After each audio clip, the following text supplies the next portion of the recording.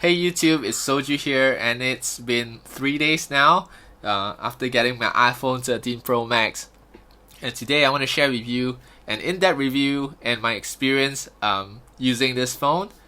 And the first thing I would like to say is it is a heavy phone.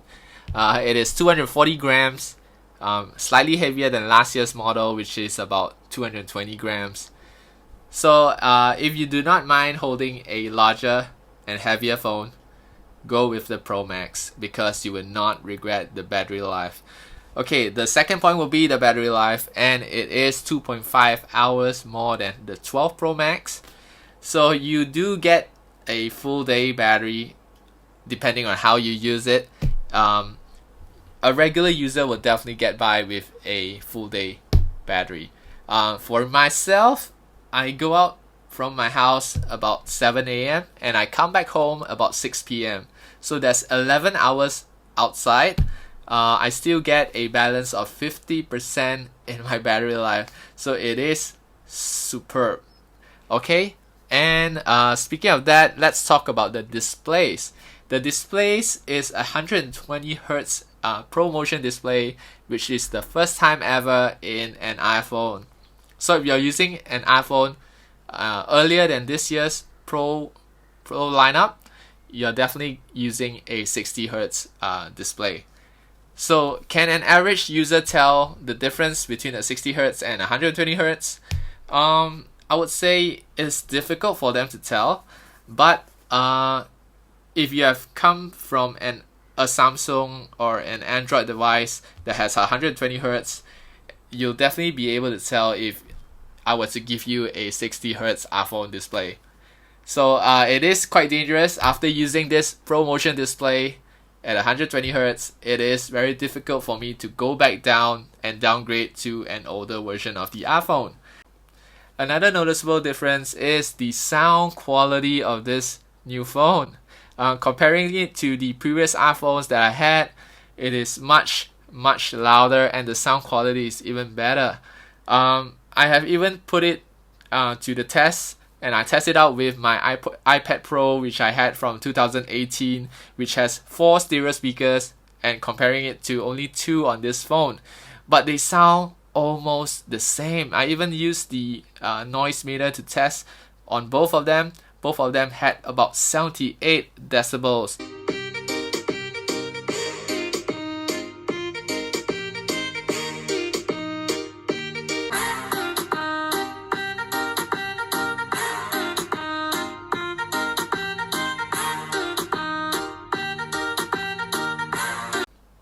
Now let's talk about the cameras. So all 3 cameras have been upgraded this year and they are much wider and larger. So you can tell by the camera bump. But this is because Apple has put in a larger sensor into all the cameras. A larger sensor is actually very important, not just for the smartphone, but also for any kind of digital cameras, DSLRs. The larger sensor helps to capture more light. So the more light that comes into your lenses, you'll definitely get a better quality photo, especially during the night. Especially for this year's ultra-wide angle lens as well, it brings in 90% more light than last year's model. So it is definitely a good upgrade, especially during the night. Last time when I had my iPhone 11, ultra-wide angle is difficult to use at night because you can see it's very noisy, and yep, it's just a great upgrade this year. Okay, another fun feature to have this year, and this is the first time we have our macro mode. Our macro mode, it automatically switches your macro mode for you. So when you get close to an object, it will switch up to the macro lens. However, this could be a downside because sometimes I do not want to use the macro function, but it activates on its own.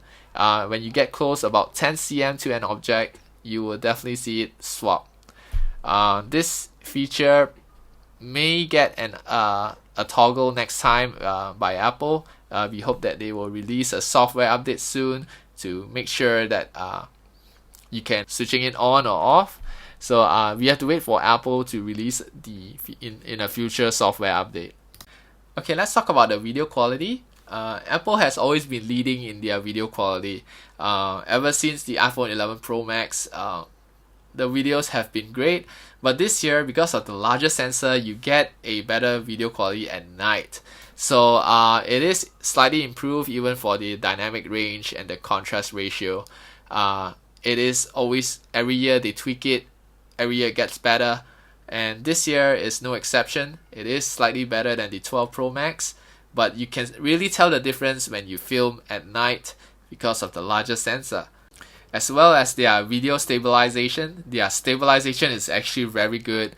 I tried handheld this phone and running down the stairs, and it still gives me a smooth and stabilized quality. So one new cool feature this year is the cinematic mode, which everybody's been talking about, and it's not only available on the Pro models, but it's also available for the iPhone 13 and the mini.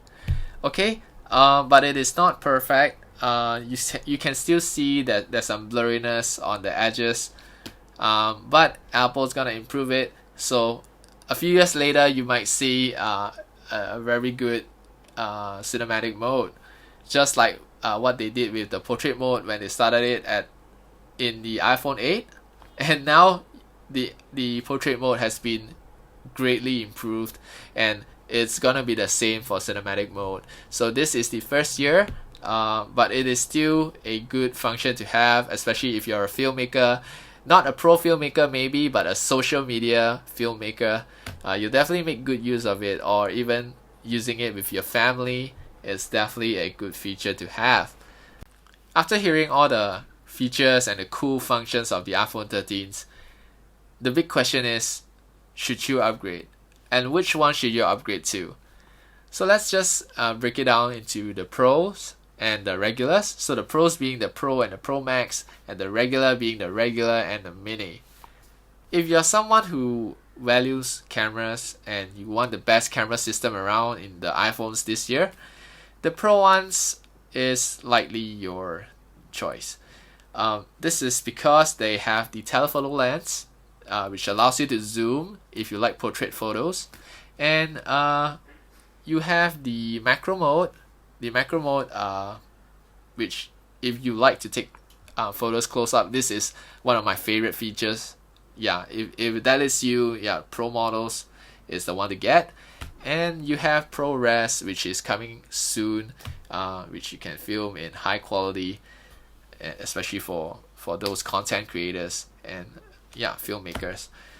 And also, if you're someone who values 120 Hz ProMotion display, if you have a device like me, like I have the iPad Pro, which uses 120 Hz, I can definitely tell if I switch back to an iPhone using 60 Hz.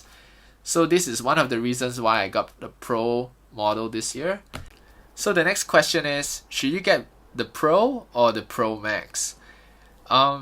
If you do not mind the larger screen size and the heavier phone, and if you have an extra $100 to spend, you're not in a budget, go with the Pro Max, because you will not regret it, because the battery life is just fantastic. Otherwise, if you want to save $100 and you like a smaller size phone like the 6.1 inch because you have small hands like me, go with the 13 Pro and you will not regret it. Okay, the last question will be either the iPhone 13 or the 13 mini. It is actually quite simple. Last year on the 12 mini, there were some feedback regarding the battery life being too short on the iPhone 12 mini. So this year Apple has fixed that, and the 13 mini now comes with a decent battery life. So the major deciding factor will be the size of the screen and also the form factor of the phone. So if you are someone who thinks that 6.1 inch is still too large, go with the mini this year. And I heard some rumors saying that this will be the last year Apple is going to release a mini model. So this might be your last chance to get the iPhone 13 mini. And if you're someone who prefers a larger display for watching content or using your phone for gaming, you go with the iPhone 13 and it won't go wrong. It is still a good phone. So that is it for my review today, and I hope to do more videos for you guys. Do like and subscribe. I hope to see you guys soon, and after using the phone more, I'll definitely come out with more videos to show you guys. And so see you guys soon. Take care. Familiar.